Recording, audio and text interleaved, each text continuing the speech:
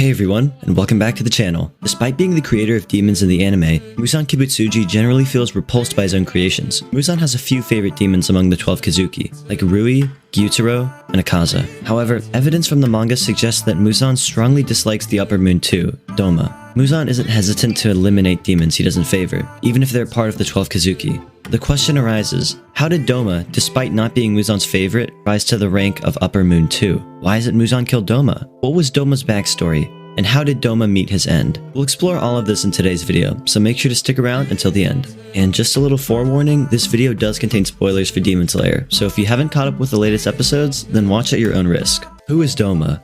Doma is a member of the 12 Demon Moons and holds the position of Upper Moon 2 in the Kimetsu no Yaiba Demon Slayer series. Doma has a muscular, toned body, easily seen through his skin-tight red turtleneck with blood-dripping patterns. His eyes are rainbow-colored, with the kanji for Upper Moon 2 written in his irises. His shoulder-length hair is spiky and of a silvery gold color. Occasionally, he wears a black and gold crown-like hat along with a black coat. His attire also includes loose tan-colored pants with a pinstripe design. Doma is often depicted with a pair of sharp gold fans engraved with a lotus design, which serve as his primary weapon. Doma's backstory. Doma was born with beautiful and rare rainbow-colored eyes, which led his parents to believe he could hear the voices of God. He was groomed to be the religious leader of the Eternal Paradise cult, a position he held until his death. Tragically, his childhood was marred by violence when his mother, driven mad by his father's infidelity, killed his father and then committed suicide in front of him. Despite witnessing these gruesome events, Doma felt only annoyance at the mess and the smell of blood, wanting to clean his room before the bad smell lingered. He did not mourn his parents' deaths, and at the age of 20, Doma encountered Muzan Kibutsuji, who transformed him into a demon. As a demon, Doma grew stronger by feeding on female humans, whom he believed to be better to eat. We first see Doma as an Upper Moon 6 in the midst of consuming a geisha. He later ascends to the position of Upper Moon 2. Doma meets his demise due to the lethal poison absorbed through Shinobu Kocho's body, followed by Kanao Tsuyuri beheading him. In death, he is depicted in some sort of afterlife, conversing with Shinobu Kocho, where he experiences his first human emotions of love, developing feelings towards her.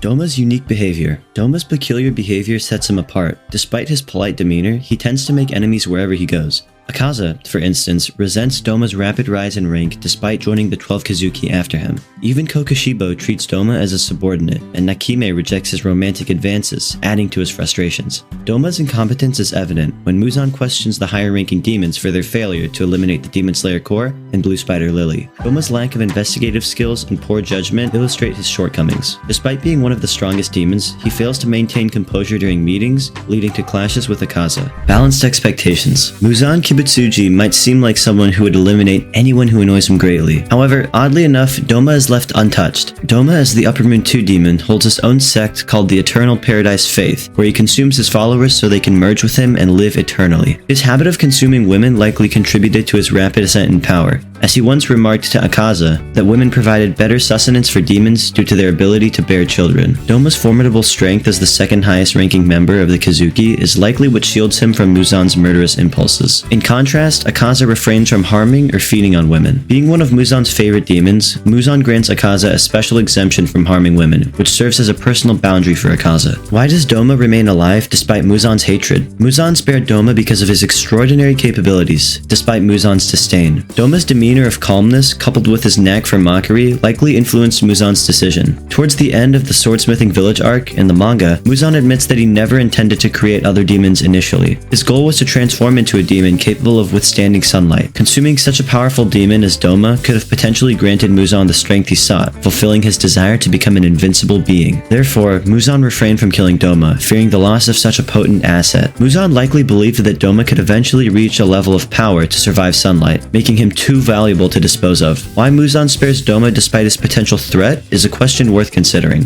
While Muzan readily dispatches lower-ranking demons without remorse, he likely refrains from killing Doma due to his potential to withstand sunlight. Now you might wonder, with Nezuko becoming immune to sunlight by the end of the 3rd season of the anime, why doesn't Muzan eliminate Doma? The answer lies in Muzan's strategic thinking. Although he finally finds a demon capable of surviving sunlight after a millennium, the Demon Slayer core is now more prepared than ever, likely reserved for the inevitable showdown with the Demon Slayer core. As for Doma's Doma's demise, he meets his end in battle. Doma successfully kills the insect Hashira, Shinobu Kocho, but succumbs to her wisteria poison in the process. Doma ingests the poison after slaying Shinobu, leading to his eventual death from its lethal effects. In the end, Kanao Tsuyuri delivers the final blow by decapitating Doma. Ultimately, Doma's formidable abilities are overshadowed by his demise, marking the end of his troublesome personality. What is Doma's blood demon art? Doma possesses cryokinesis as his blood demon art, granting him immense control over ice and frost. He can generate ice from his flesh and blood, manipulating it at will to unleash powerful ice techniques. The ice created by his blood demon art is particularly deadly, as inhaling it causes the cells in victims' lungs to die rapidly, rendering them unable to breathe. Doma's ice is also exceptionally cold, with the air around it being cold enough to make Shinobu's lungs feel as if they were going to burst. Additionally, it can nearly freeze Kanao's body and surroundings upon contact. Doma demonstrates exceptional skill in his blood demon art, forming various constructs from the ice he generates,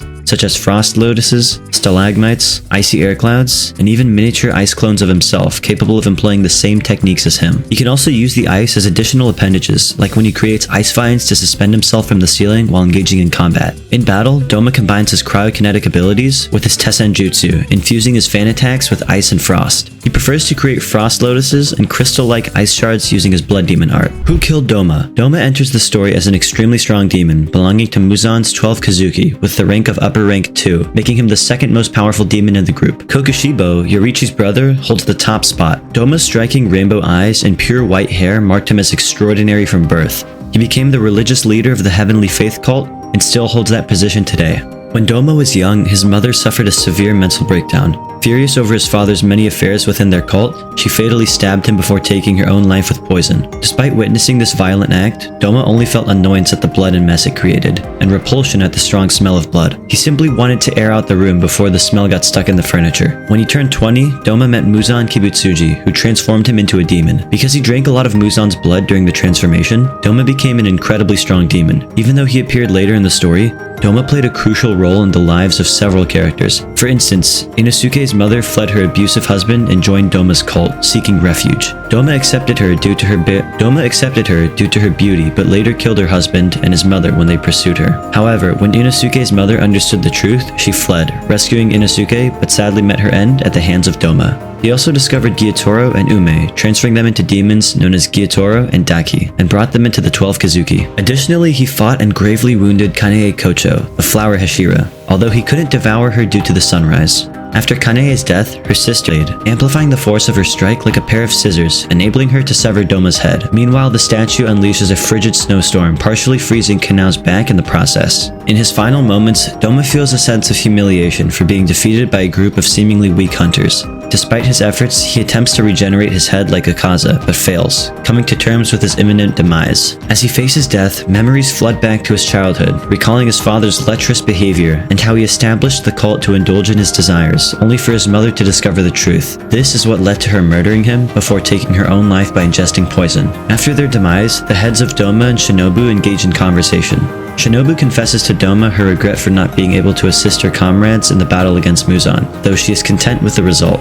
Doma, upon witnessing her, finally experiences emotion, declaring his love for Shinobu and proposing that they journey to hell together. However, she responds with a disdainful smirk, rejecting his offer and mocking him in return.